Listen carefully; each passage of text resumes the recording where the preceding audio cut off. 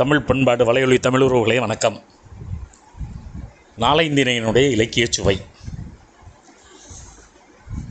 கீழ்கணக்கு நூல்களில் இருக்கக்கூடிய 550, 570, திணைமாலை 180, திணைமொழி 50 இந்த நான்கும் நாலைந்திணை என்று இன்றைக்கு நமக்கு கிடைக்கிறது.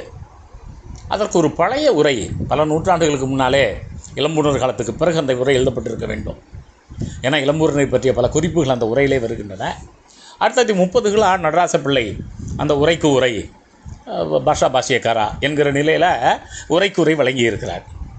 இந்த நாலைந்திணையினுடைய இலக்கிய சுவை என்பது தனியாக சுவைக்கப்பட வேண்டிய ஒன்றை பார்ப்போமே. ஒரு நல்ல காட்சி. நீங்கள் இந்த நாலைந்திணையில் இந்த திணைமாலை 50 இருந்தாலும் 70 இருந்தாலும் இந்த 5 70 இருந்தாலும் இதில் நம்ம நுட்பமாக கவனித்தோம்னா குறிஞ்சி, முல்லை, மருதம், நெய்தல், பாலைன்னு 5 திணைகளை தந்திருப்பாங்க. 14 பாட்டு இருக்கிறது 70 வரும், 10 பாட்டு இருக்கிறது 50 வரும். அதே போல் அங்கே 50 பாடல்கள், இப்படி 30 பாடல்களில் திணைமாலை 150 இருக்கும். இப்படித்தான் எண்ணிக்கை அடிப்படையில் 40 மாதிரி இந்த எண்கள் அடிப்படையில் பெயர் சூட்டப்பட்டிருக்கிறது ஒன்று. அடுத்த நண்பர்களே, அதில் இருக்கக்கூடிய மிக நுட்பமான கருத்துக்களை நம்ம பார்க்குறோம். ஒரு நல்ல கவிதை ஒன்று நான் படித்தேன். மன்றப்பலவின் சுளைவிலை தீம்பழம். ஒரு பெரிய பலாமரம், அது பலரும் உட்கார்ந்து அமர்கிற அளவுக்கு ஒரு பொதுமன்றமாக அமையக்கூடிய அளவுக்கு இருக்கிற இடம். மேலே ஒரு பெண் குரங்கு நிறைய பலாச்சுளைகளை உரித்து சாப்பிடுகிறது. அந்த பலாச்சுளைகளை உரித்து சாப்பிட்ட அந்த பெண் குரங்கு என்ன செய்கிறது? குடிப்பதற்கு தண்ணீர் இல்லை, தாகத்தால் தவிக்கிறது. கீழே வருகிறது. கீழே வந்தால் அங்கே ஒரு பெரிய காட்டுப்பசு நிற்கிறது. அந்த காட்டுப்பசுவினுடைய அந்த மார்பு அல்லது அந்த முளை காம்புகளை போய் இது தன்னுடைய கைகளால் தடவி விடுகிறது. தடவி விட்டோடனே அந்த பால் சுரைகளில் பால் சுரக்கிறது. உடனே தன்னுடைய அந்த தாகத்தை தீர்க்க நினைத்த அந்த மந்தி அந்த காட்டுப்பசுவினுடைய அந்த முளையில் வாய் வைத்து பால் குடித்து தன்னுடைய தாகத்தை தீர்த்து கொள்கிறது. இதை பார்க்கிறாள் தலைவி. தன்னுடைய தோழிகிட்ட சொல்கிறா, கார்காலத்தில் வருவேன்னு சொன்னால் வரல, ஏமாற்றிட மாட்டான். ஏன்னா அவனுடைய நாடு இருக்கிறதே ரொம்ப கருணை மிகுந்த நாடு. அவனுடைய நாடு குடைத்தன் மேலே சிறந்த நாடு. அங்கே இந்த மாதிரி ஒரு ஆமா இந்த காட்டுப்பசு இருக்கிறதே, அது கூட அங்கே பெண் குரங்குக்கு அல்லது குரங்கு குட்டிக்கு தன்னுடைய பாலை ஈனும். அந்த குடைத்தன்மை அந்த ஊரில் இருக்கிறதுனால இவன் பொய்க்க மாட்டான். நண்பர்களே, செவ்வி இலக்கியத்தினுடைய தனித்தன்மையே இயற்கையோடு தன்னுடைய காதலை பேசுவது. அங்கே இருக்கக்கூடிய கார்காலத்தோட, மேகத்தோட, மின்னலோட, இடியோட, மழையோட, அங்கே இருக்கிற விலங்குகளோட இந்த காட்சியை பார்க்குறான். மந்திக்கே இது முளையூட்டுகிறது. இந்த முளையூட்டி தன்னுடைய மந்தியை காக்கிற அந்த பசு அங்கே இருக்கிறது. அந்த வரிகளை பார்க்குறோம் நண்பர்களே. உண்டு மந்தி முளைவருட கன்று அமர்ந்து ஆமா சுரக்கும் மணிமலை நாடன். அந்த ஆமான்னா பசு, மானா விலங்கு. அந்த காட்டு பசு அந்த மந்திக்கு ஊட்டியதான். ஆமாம், யாமா பிரிவது இளம், நானா பிரிவேன், யாமா பிரிவோம், யாம் பிரியம் இளம், நான் பிரியறதுக்கு வாய்ப்பு கிடையாது என்கிற இந்த பாடல் இருக்கிறத ரொம்ப நுட்பமாக நமக்கு பல்வேறு செய்திகளை தருகிறது. இந்த நாலைந்திணையில் நாம் தெரிந்து கொள்ள வேண்டிய பல செய்திகள் இருக்கின்றன, பல நுட்பங்கள் இருக்கின்றன. அந்த நுட்பங்களை நாம் மிக நுட்பமாக சுவைக்கிறோம் நண்பர்களே. ஒரு குரங்கு இருக்கிறது, மருதநிலம் வர்ணனை.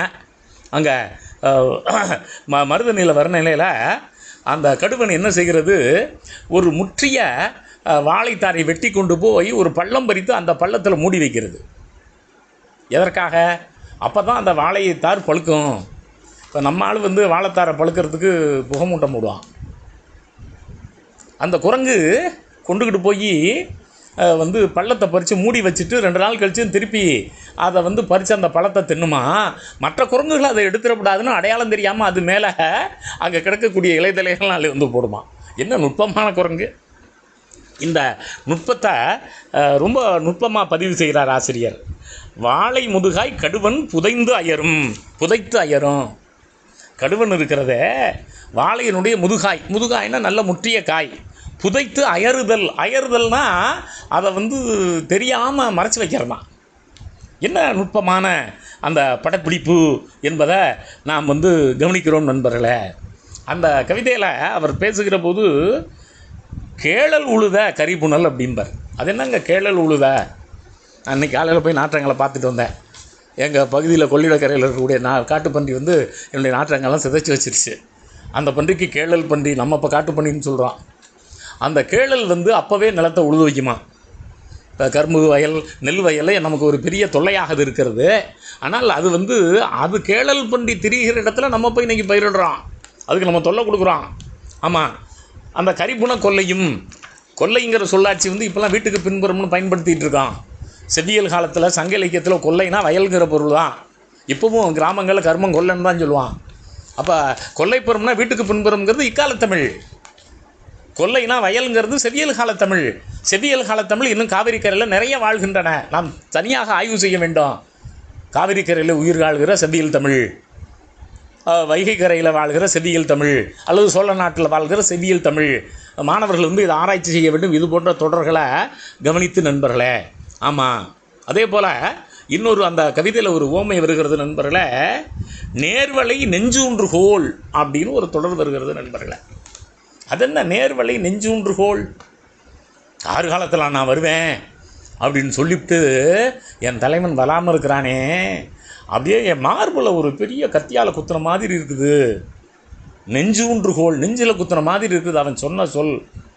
இது அந்த கவிதையில் இருக்கக்கூடிய அந்த கேழல் உழுத அந்த பன்றி வந்து எப்படி அந்த உழுததோ அதுபோல் இந்த சொற்கள் என்னுடைய நெஞ்சத்தில் உழுகின்றன அப்படின்னு ஒரு உள்ளுரையாக அந்த கருப்பொருளோடு கூறுகிற போது இந்த கவிஞர்கள், இந்த நாலைந்திணை கவிஞர்கள் மிக ஆழமாக பேசுகிறார்கள், மிக ஆழமாக சிந்திக்கிறார்கள்.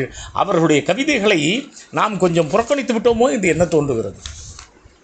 நான் பட்டப்படிப்பு படிக்கிற காலத்தில் திணைமாலை 150 எனக்கு பாடமாக இருந்துச்சு. அப்போ நிறைய நுட்பங்கள் நம்முடைய ஆசிரியர்கள் சொல்ல நான் கேட்டிருக்கிறேன். அதனால தான் இப்போது இதை வந்து நுட்பமாக கவனிக்கிறேன். இன்னொரு கவிதையில் நண்பர்களை, நான் எழுதி வைக்காமல் விட்டு விட்டேனே, கார்காலத்தில் வருவேன்னு சொன்னானே அந்த சொற்களை நான் எழுதி வச்சுருக்கணும். இந்த எழுதி வைத்திருக்க வேண்டும் என்பதற்கு அச்சுங்கிற சொல்லாட்சி பயன்படுத்தப்படுகிறது நண்பர்கள். இப்போல்லாம் நம்ம பிரிண்டிங்கிறதுக்கு அச்சுங்கிற சொல்ல பயன்படுத்துகிறோம். அப்போது நான் அதை எழுதி வைத்திருக்க வேண்டும். அச்சு பணிமொழி, அவனுடைய உறுதிமொழியை நான் எழுதி வைக்காமல் விட்டு விட்டேனே, உண்டேனோ, நான் அதை செய்யாமல் விட்டுட்டேனே. நண்பர்களே, இந்த அச்சுங்கிற சொல் ஏதோ 14ஆம் நூற்றாண்டில் அல்லது 16ஆம் நூற்றாண்டில் ஐரோப்பியர்கள் வந்த பிறகு வந்த சொல்லுன்னு நம்ம நினைக்கிறோம். செவ்வியல் இலக்கியத்தில் வந்து இந்த நாலைந்திணை பாடல்களில் அச்சு பணிமொழி உண்டேனோ, மேனால் ஓர் பொய்ச்சூள் என அறியாதேன். அன்னைக்கு இது எனக்கு பொய்ச்சூள், பொய்மையான சூள் வரைக்கும் தெரியல, தெரிஞ்சுன்னா அன்றைக்கி நான் இதை எழுதி வச்சுருப்பேன். அப்போது செவ்வியல் தமிழை மீட்டெடுத்து நாம் பார்க்குற போது நம்முடைய முன்னோர்கள் ஆயம்ங்கிற சொல்லி மீட்டெடுத்திருக்கிறார்கள், அச்சுங்கிற சொல்லி மீட்டெடுத்திருக்கிறார்கள். நாமும் கூட இந்த பல்வேறு சொற்களையும் மீட்டெடுக்க வேண்டிய ஒரு கட்டாயத்தில் இருக்கிறோம். அதில் இலக்கிய சுவையையும் நாம் தூய்க்கிறோம். குரங்கு வாழைப்பழத்தை பழுக்க வைத்த கதை, அதே போல் காட்டுப்பசு மந்திக்கு பாலூட்டிய கதை, அதை போல் இந்த பனிமொழியை நான் எழுதி வைக்காமல் விட்டுவிட்டேனே என்று கார்காலத்தில் தலைவி வந்து அழுத கதை. இப்படி ஒவ்வொரு பாடலிலேயும் ஒவ்வொரு கதை பொதிந்திருக்கிறது. அவற்றையெல்லாம் நாம் மீட்டெடுப்போம். நன்றி.